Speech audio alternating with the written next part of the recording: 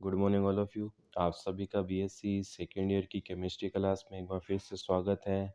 आज हम अपनी तीसरी यूनिट सिलेबस की मतलब टोटल 2 यूनिट हो चुकी है अब तक अपनी। आज अपन तीसरी यूनिट फर्स्ट पेपर की second unit coordinations compound start करेंगे। ठीक है, स्टार्ट करते हैं। चलिए कि वे कार्बनिक पदार्थ जिनमें धातु आयन या धातु निश्चित संख्या में उदासीन या ऋणात्मक स्पीशीज के साथ उप सहसंयोजक बंध बनाता है उसको अपन क्या कहते हैं?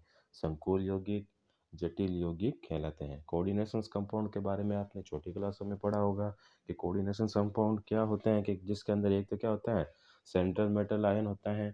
ठीक है, और वो चारों तरफ किसी भी टाइप्स के लिगेंड से घिरा रहता है।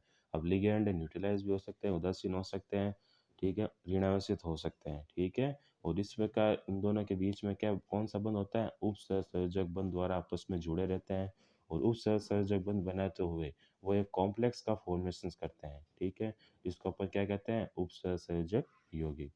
धातु व लिगेंड के साथ उप सहसंयोजक बंध बनने के कारण वर्तमान में इनको क्या कहते हैं? कोऑर्डिनेशन कंपाउंड कहते हैं। फॉर एग्जांपल दे रखा है जैसे कि CuNH4 का होल ट्राइज का होल 4 SO4। ठीक है, जिसके अंदर सेंट्रल मेटल आयन कौन सी है? यहाँ पर Cu है, और बाकी हैं वो लिगेंड्स के तौर पर यहाँ पर उप सहसंयोजक बंध के द्वारा जुड़े रहते हैं। संकुल यौगिक बनाना संक्रमण धातुओं का महत्वपूर्ण तथा अभिलाक्षणिक गुणधर्म है।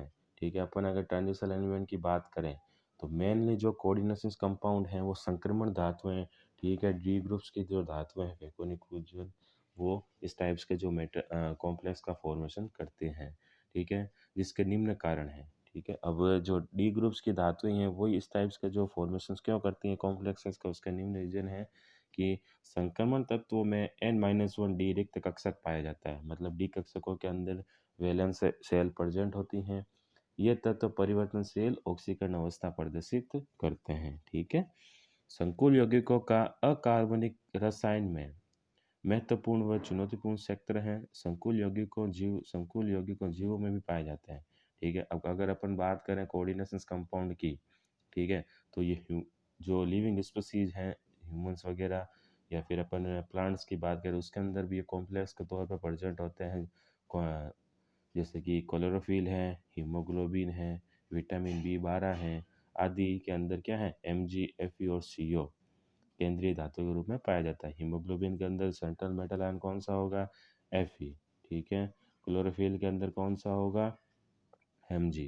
और विटामिन B12 के अंदर CO है, जो कि केंद्रीय धातु आयन के रूप में प्रेजेंट रहता है। विभिन्न उद्योगों के अलावा प्रयोगशालाओं में संकुल यौगिकों का महत्वपूर्ण स्थान है। ठीक है, अब है कि अकार्बनिक पदार्थ निम्न प्रकार के होते हैं। अगर अपन इनकी साल्ट की बात करें, ठीक है, इनऑर्गेनिक के बेस मैटर की बात करें तो कितने टाइप्स के होते हैं देखते हैं। कि पहला है साधारण लवण। सिंपल साल्ट क्या होता है? देखिए, इनको अम्ल व क्षार की उदासीनीकरण अभिक्रिया द्वारा बनाया जाता है। जैसे HCl व NOH है, ये क्या बनाएंगे? NaCl व H2O। उसी प्रकार अगर अदर एग्जाम्पल की बात करें तो क्या है? AlCl3 CuSO4 KCN। ठीक है, साधारण लवण जलीय विलयन में पूर्ण रूप से आयनित होते हैं, जिसमें सामान्य धनायन व सामान्य ऋणायन बनता है। अतः ये लवण जलीय विलयन में सभी आयनों का परीक्षण देते हैं। ठीक है, जो सिंपल साल्ट है वो अगर उसको अपन डिजोल्व करें वाटर के अंदर तो ये आयन के अंदर कन्वर्ट हो जाते हैं। जैसे कि एग्जांपल दे रखा है कि अगर CuSO4 को अगर अपन वाटर के अंदर डिजोल्व करें तो क्या होगा? ये Cu+2 और SO4-2 के अंदर कन्वर्ट हो जाएगा। सिंपल कैटायन और सिंपल एनायन के अंदर कन्वर्ट होता है। अब अपन बात करते हैं दिक् लवण या डबल साल्ट की। ठीक है, डबल साल्ट एग्जाम में काफ़ी बार पूछा जाता है, ध्यान रखिएगा। जब दो साधारण लवणों को सममोलर अनुपात में मिलाकर शुष्क होने तक वाष्पीकरण करते हैं तो प्राप्त ऐसे अकार्बनिक पदार्थ या लवण जिसका ठोस अवस्था में अस्तित्व होता है लेकिन विलयन अवस्था में पूर्ण आयनित हो जाते हैं, क्या कहलाते हैं? डबल साल्ट कहलाते हैं। ठीक है, अगर अपन दो कोई भी सिंपल साल्ट को आपस में कंबाइन करें इक्विमोलर रेशियो के अंदर, ठीक है, दोनों का जो मोलर रेशियो है वो समान होना चाहिए। ठीक है, और उसको वाष्पीकरण करके सुखाएं तो सॉलिड स्टेट के अंदर तो वह उसका अस्तित्व संभव है, लेकिन अगर अपन उसको जल के अंदर डालें तो वो अपने आयनों के अंदर कन्वर्ट हो जाते हैं। 24। इस प्रकार के जो साल्ट हैं वो क्या कहलाते हैं, डबल साल्ट दिक् लवण कहलाते हैं। उदाहरण के लिए अगर अपन फिटकरी पोटासियम की बात करें जिसका फॉर्मूला है K2SO4 डॉट Al2SO4 का होल ट्राइज डॉट 24H2O।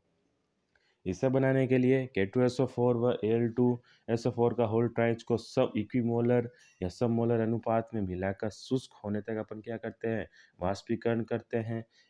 यहाँ इसका ठोस अवस्था में तो अस्तित्व होता है, लेकिन जलीय विलयन में निम्न प्रकार आयनित हो जाते हैं। फिटकरी की अगर अपन बात करें, नॉर्मली अपन घरों में भी यूज़ लेते हैं पानी को साफ करने के लिए, ठीक है।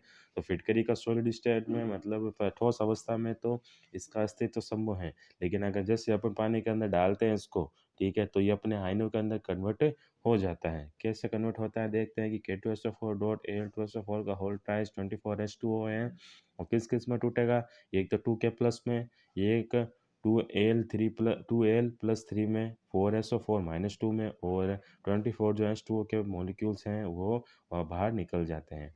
अतः फिटकरी का जलीय विलयन अपने सभी रचक अवयवों का परीक्षण देता है। मतलब जो जो फिटकरी के अंदर कॉम्बिनेशन या कंपोजिशंस के अंदर पार्ट लेते हैं वो फिटकरी के सभी प्रकार के टेस्ट देता है, ठीक है, जैसे कि पोटेशियम है, एल्युमिनियम है और सल्फाइड है।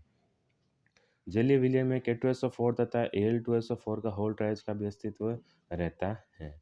अब सेकंड एग्जांपल अगर अपन देखें, क्रोमेलम की बात करें जिसका सूत्र है K2SO4 Cr2SO4 का whole thrice dot 24H2O। Ferric alum की बात करें तो क्या है, Fe2SO4 का होल ट्राइज डॉट NH4 का whole tries SO4 dot 24H2O। वहीं FAS जिसे अपन मोहर लवण की बात करते हैं, मोहर लवण कहते हैं जिसे, FAS का फॉर्मूला है FeSO4 डॉट NH4 का whole tries SO4 dot 6H2O। और वहीं कार्नेलाइट की बात करें तो KCl dot MgCl2 dot 6H2O।